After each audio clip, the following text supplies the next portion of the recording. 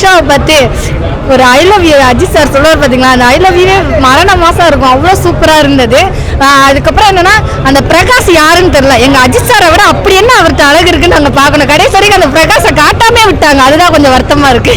படம் உண்மையை சொல்லலாம் அப்படின்னா ஒரு அந்த கார் சீனுக்காகவே ஒரு 10 டைம் பார்க்கலாம், அந்த அளவுக்கு ஒரு ஃபீல் இருக்கு. எனக்கு தலையை பாத்திர மாட்டோமான்னு ஏங்கிக்கிட்டு இருந்த டைம்ல கார்ல ஒரு ஃபைட் சீன் பண்ணுவார். அதுக்கு முன்னாடி வரைக்குமே ஸ்கிரிப்ட் எல்லாம் யாரா எழுதுனா அப்படின்னு அவங்க மேலே எங்களுக்கு கோவம் அவ்வளோ வந்தது. ஏன்னா அடிச்சுக்கிட்டே இருப்பாங்க, அஜித் சாரை போட்டு அடின்னு அடிப்பாங்க. என்னடா இந்த அடி வாங்குறாரு அப்படின்னு சொல்லிட்டு கடைசி வரைக்கும் அடி வாங்குற மாதிரியே கொண்டு போயிருவாங்களான்னு. அப்படி எதிர்பார்க்காத ஒரு வீட்ல திருப்பி எதிர்த்து அடிக்க போவார் பார்த்தீங்களா, அந்த அடிச்ச சீன்லாம் மரண மாசுனே சொல்லலாம். படம் பயங்கர விறுவிறுப்பா இருந்தது. செகண்ட் ஹாப்லாம் பார்த்தீங்கன்னா சூப்பராக இருந்துச்சுன்னே சொல்லலாம்.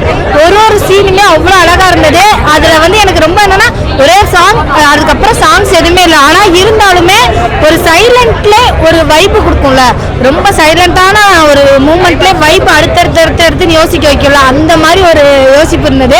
கடைசியாக கிளைமேக்ஸ் முடிக்கும் போது எல்லாருக்கும் ஒரு விருந்து கொடுக்குற மாதிரி த்ரிஷாவை பற்றி ஒரு I love you Ajith sir சொல்லுவார் பார்த்தீங்களா, அந்த ஐ லவ் யூவே மரண மாதம் இருக்கும், அவ்வளோ சூப்பராக இருந்தது.